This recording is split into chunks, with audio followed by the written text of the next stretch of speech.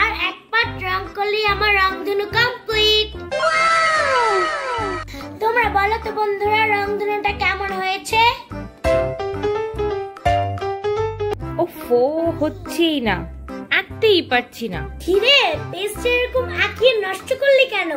দেখো না রাইসা আপি, আমাদের ক্লাসে আজকে আর্ট প্রজেক্ট দিয়েছে আর আমি আঁকতেই পারছি না। কি আর্ট প্রজেক্ট? কি আর্ট প্রজেক্ট দিয়েছে?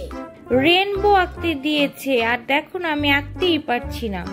রেনবো আঁকতে দিয়েছে? রেনবো আঁকা তো একদমই সহজ। তুমি রেনবো আঁকতে পারো রাইসা আপি? হ্যাঁ, আমি তো পারি, একদমই সোজা আঁকা। তাহলে একটু আমাকে হেল্প করো ক্লাস প্রজেক্টটা শেষ করতে।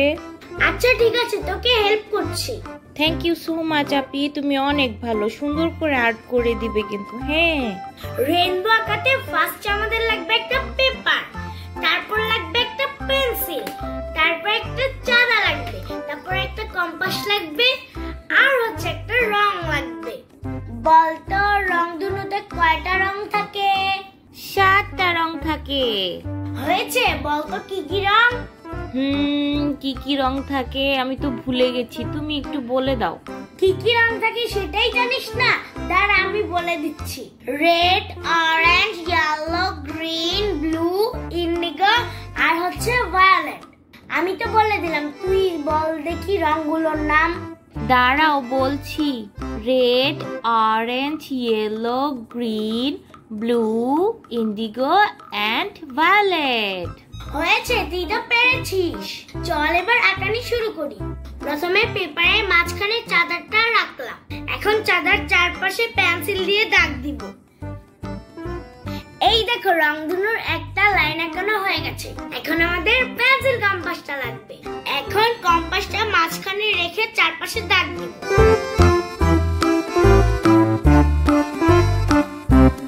দেখো, রংধনুর একটা পার্ট হয়ে গেছে। এভাবেই সবগুলো এঁকে ফেলবো। এই দেখো, আমার রংধনু আঁকানো শেষ। ওয়াও, তোমার রংধনুটা তো অনেক সুন্দর হয়েছে। দেখ, এই জায়গায় 7টা পার্ট হয়েছে। 7টা পার্টে 7টা রং করবো আমরা। চল তাহলে রং করা শুরু করি। প্রথম রংটা কি ছিল বলতো? প্রথম রংটা ছিল রেড কালার। হ্যাঁ, একদম ঠিক বলেছিস। প্রথমে আমরা করব রেড কালার।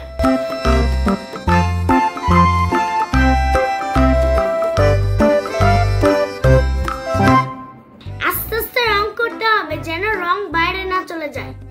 এখন আমি রংটা আস্তে আস্তে করি। এই দেখো, প্রথম পার্টটা রং করা হয়ে গেছে। কত সুন্দর লাল রং করেছি। হ্যাঁ, অনেক সুন্দর হয়েছে রং করা। এবার পরেরটা করো। পরেরটা কি কালার করব বলতো আগে? পরের কালারটা হচ্ছে অরেঞ্জ, আমার ড্রেসের কালার। হ্যাঁ, ঠিক বলেছিস। এখন আমি অরেঞ্জ কালারটা করব।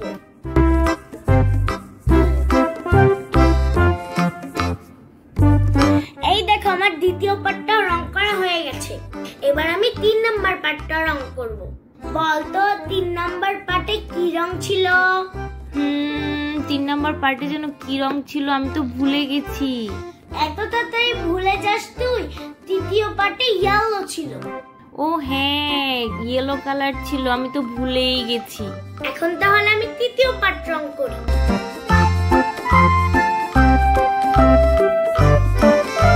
এই দেখো, আমার হলুদ রং করা শেষ।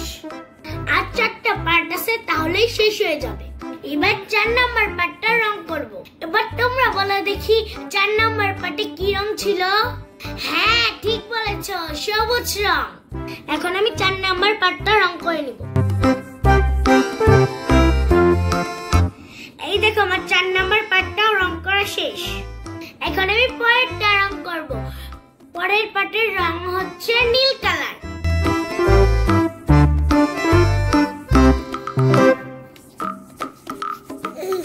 এই দেখো, আমার ব্লু রং করা শেষ।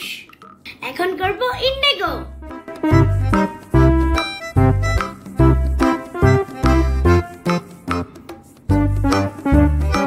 দেখো, হয়ে গেছে। আর এক পার্ট রং করলে আমার রংধনু কমপ্লিট।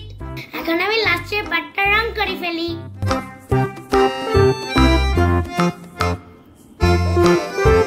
এই দেখো, আমার রংধনু আপি, রংধনুটা কত সুন্দর হয়েছে, অনেক সুন্দর হয়েছে রংধনুটা। আমি তো এরকম আঁকাতেই পারতাম না, তুমি কত সুন্দর করে আঁকিয়ে ফেললে, আর কত সহজে। দেখেছিস, রংধনু আঁকানো একদম সহজ। তোমরা বলো তো বন্ধুরা, রংধনুটা কেমন হয়েছে? রাইসা আপি, সবাই বলবে রংধনুটা অনেক সুন্দর হয়েছে। তোমাকে অনেক ধন্যবাদ আমার ক্লাস প্রজেক্টে হেল্প করার জন্য। এরপর থেকে একা একা আঁকতে পারবি তো? শিখিয়ে দিলাম। হ্যাঁ পারবো, একদম সহজ রংধনু আঁকা। বন্ধুরা, আর ক্লাস প্রজেক্ট রেডি হয়ে গেল। আজকের মতন আমি যাই, দেখা হবে পরের ভিডিওতে। আল্লাহ হাফেজ।